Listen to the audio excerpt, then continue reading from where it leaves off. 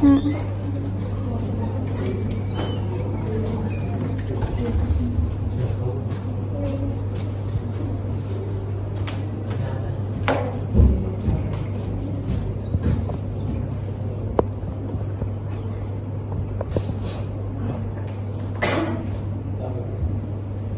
bisa kita mulai ya. Assalamualaikum warahmatullahi wabarakatuh. Waalaikumsalam warahmatullahi wabarakatuh. Sebelum memulai pembelajaran pada pagi hari ini, kita berdoa menurut kepercayaan masing-masing. Berdoa dimulai. Selesai. Ya, gimana kabarnya teman-teman? Baik. Alhamdulillah, masih di hari puasa ya. Masih pagi hari harus tetap fokus teman-teman. Nah, pada pagi hari ini ada yang tidak berangkat? Siapa? Ada yang tidak berangkat? Alfa ya? Bolos Pak, bolos tadi Pak di depan Pak. Ada di kantin Pak. Ya tidak apa-apa, berarti total 30 yang masuk ya? Ya kantin Pak, nggak bayar Pak. Oke, hari ini ada yang tahu nggak kita akan belajar tentang apa? Kalau dari judulnya apa Mbak? Cerita hikayat. Nah, pada pagi hari ini kita akan mempelajari tentang teks hikayat, nggak cuma definisinya aja, tapi kita akan mempelajari mulai dari definisi, karakteristik, nilai-nilai kehidupan yang bisa kita ambil, kemudian struktur dari teks hikayat, kemudian perbedaan hikayat dan cerpen.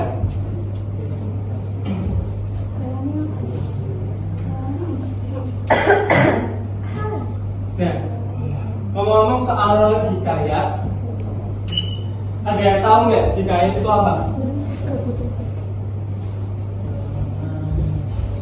Ada yang tahu hikayat itu apa?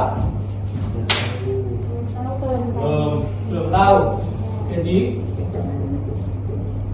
hikayat itu artinya adalah cerita dongeng. Cerita dongeng yang menceritakan tentang apa? Menceritakan tentang kepahlawanan atau kesaktian dari seorang tokoh. Biasanya hikayat itu berciri-ciri anonim. Kemudian mustahil. Nah, anonimnya itu kenapa? Anonimnya karena hikayat itu cerita lama. Cerita lama itu tentunya pengarang itu tidak jelas nih siapa, karena disampaikan secara turun-temurun dari mulut ke mulut teman-teman. Kemudian ada mustahil. Cerita dari hikayat itu mustahil, kayak dibuat-buat seolah-olah yang sesuatu nggak bisa dilakukan oleh manusia jadi bisa dilakukan oleh manusia. Contohnya kayak naik naga terbang atau ikan bisa bangun pulau, itu kan mustahil sekali ya. Apa sih itu hikayat?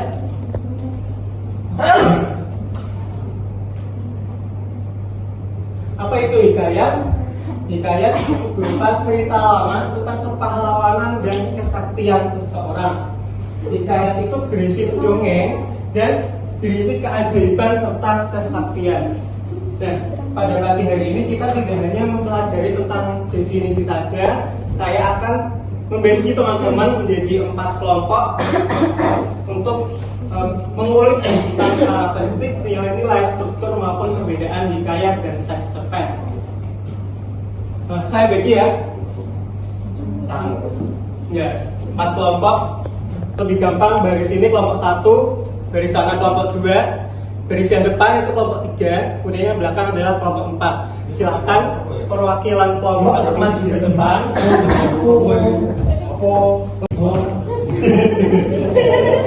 Silakan Mas Bagus, karakteristiknya apa saja sebutkan dari kelompok mana? Saya dari kelompok 1 Pak. Ya, dari kelompok 1. Saya dari itu apa saja yang dilaksanakan? Karakteristik dari hikayat itu kemustahilan Pak. Ya, terus Anonim Pak. terus kesaktian atau kekuatan di luar nalar. Lalu istana, terus tokoh-tokoh kerajaan, dayang tumbi, terus agraris atau bahasa tidak lazim Pak. Iya, betul. Jadi tunggu di sini bentar ya Mas ya. Nah, jadi seperti ini teman-teman karakteristiknya. Ya, yang pertama itu ada kemustahilan seperti yang sudah saya sampaikan, ceritanya itu di luar nalar manusia kalau dipikir-pikir ya. Kemudian anonim. Anonim itu pengarangnya itu siapa sih? Gak jelas, nggak ada kreditnya.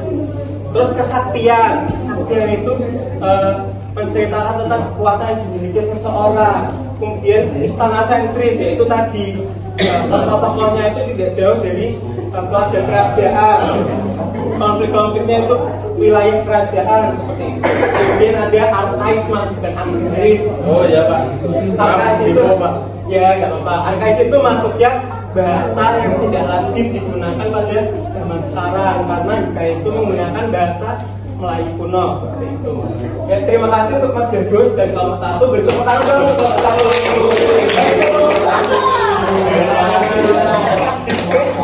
selanjutnya bisa lanjut kelompok 2 perwakilannya untuk maju.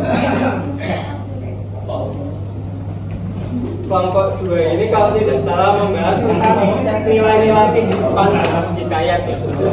Boleh disampaikan dulu hasilnya, terus itu kan ada tempelan.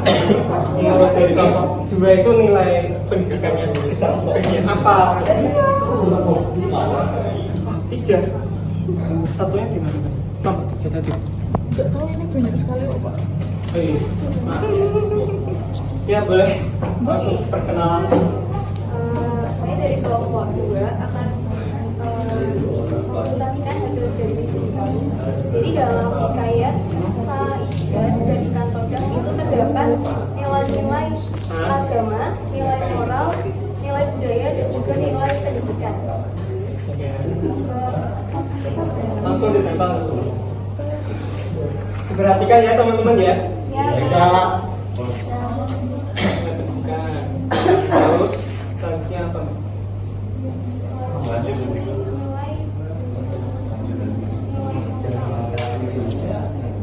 Nilai moral.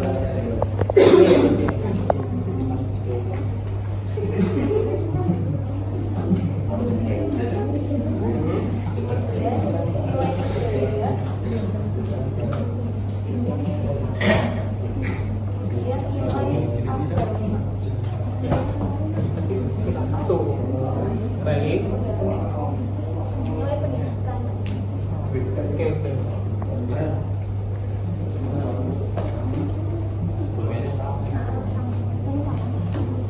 Iya, udah betul semua nih dari kelompok 2. Tepuk tangan dong.